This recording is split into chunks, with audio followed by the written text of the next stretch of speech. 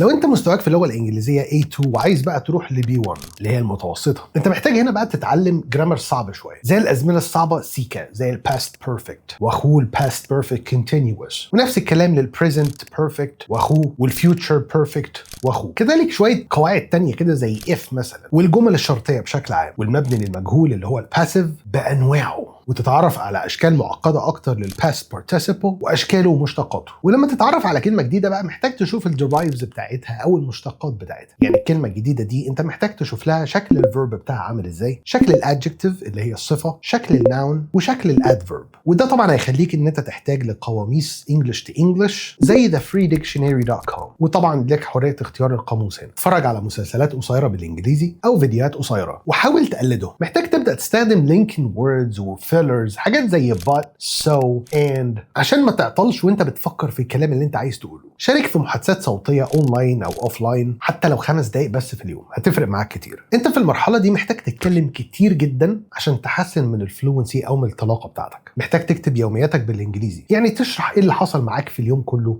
باستخدام الانجليزي. وهنا انصحك وبشده انك تخش على الموقع اللي هو اسمه engvid.com. هتقدر تقسم الفيديوهات بتاعتهم بناء على مستواك. هتفضل بالشكل ده لمده 3 شهور عشان تبدا تنتقل للمرحله اللي بعدها، وساعتها شوف الفيديو اللي بعد ده.